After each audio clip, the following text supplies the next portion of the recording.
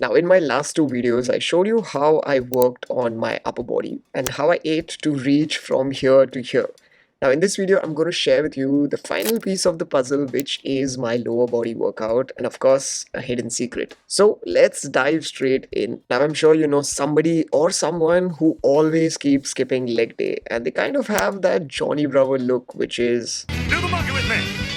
but legs are the foundation of everything. And just like a building, the foundation needs to be strong because your legs literally lift all the weight. And whether it's free weights or even if it's weights from where you have to add to the bar, you require your legs for that. So they have to be strong enough to take the weight from one zone to another. And if your foundation is strong, then you are overall going to have a great balance and proportion of your upper body and your lower body. Now, the very first exercise that I do is pretty much a strong warm up. And this goes without fail, which is a squats. So what I start is with 30 squats as a warm up, and then I do 10 squats of 3 sets where I make sure that I'm not really rushing to complete the number and I'm doing it really nice and slow. And after a while, when my body weight squats become easier, is where after a few weeks I add in some weights because somewhere I also feel that my leg muscles are quite strong. But in case my leg strength wasn't really great, I would still stick to the basics. Now, after I've done with this, the next thing that I go on to is I jump onto lunges. Now, these ones are simple. I mean,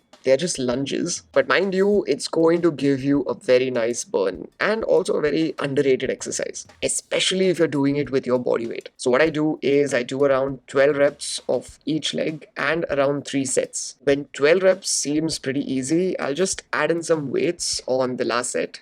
And then if I feel like I'm comfortable, I start using weights on the second set and then eventually the first set during the following weeks. Now, after this, I do something that's called step ups, where I stand on a block, pretty much like what you can see, and it's almost like climbing a step using just one leg. At the start, this seemed nearly impossible to do it without putting pressure on the opposite leg. So I started using the strength of both legs to push myself up. And eventually, after 3 weeks, is where I could use strength from just one leg to pull myself up. So I make sure that I do at least 6 to 8 reps of each leg. Now, the next are some alternating lunges. So I start off with a single leg lunge going forward, and then I come back to the starting position, and then I do the other leg. Once I got the balance, I could do it easily, and I ended up doing a switch. So I would jump and then I would switch my legs. So I would go from a right side lunge to a left side lunge. Now, this started getting much more effective, and I would do around 3 sets of these of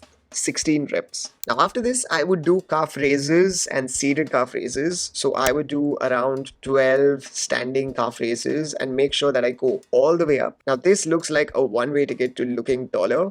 But if I want to add more intensity, I would do a seated calf raise, which is a little different to the regular ones. So I would just try and sit like this. Then when this would get easier, I would do around 3 sets. But honestly, it never gets easier, trust me. Now, in this seated one, you should just try and not move your upper body much and just make sure that you lift your heel completely up.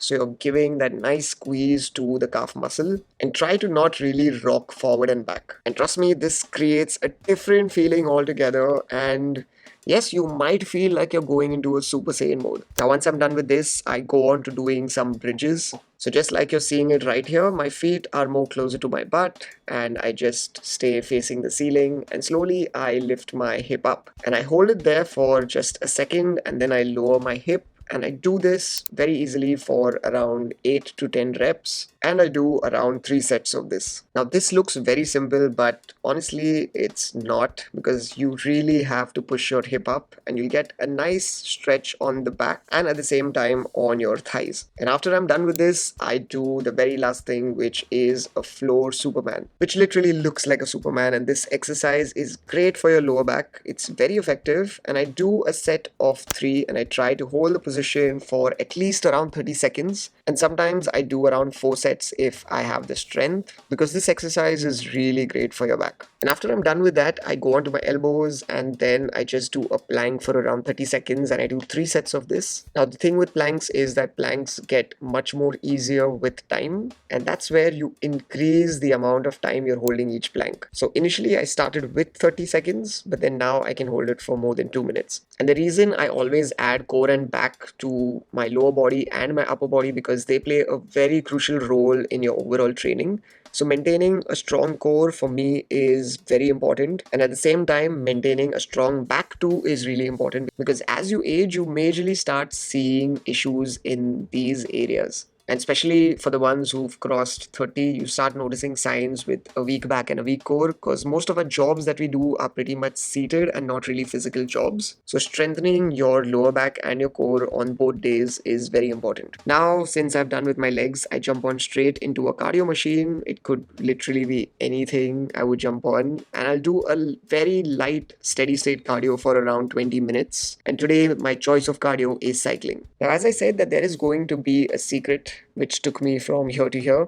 So, even though I told you how I eat and how I worked out, the true transformation lies in the last secret, and that is maintaining good quality sleep. Now, having a good night's sleep really changes everything. And when I slept abruptly, I didn't see much muscle growth in my body.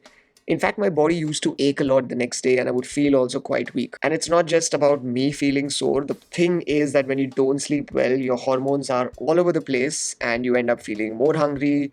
It causes your body to crave a lot more food. But because your body is confused right now. And when you sleep well, your body repairs all those muscles and you also see great steady growth of those muscles. So it's not just about sleeping well, but also having great quality sleep is what I made sure I got every time. And there you have it. Now, at the start, I didn't do everything to the T, but I tried to do as much as I could because every day I didn't really feel the same energy because some days I felt it quite a lot. But what I did majorly was that I tried to show up every day no matter how I felt and do the exercises. Many a times I couldn't even complete it, but I did as much as I could. And just being consistent helped me see the results. And trust me, you also will see the results if you are patient and consistent, and you will see it sooner than you know. So do try it out, and I'm excited to see what your results are. And if you have any questions on this, feel free to let me know that in the comments.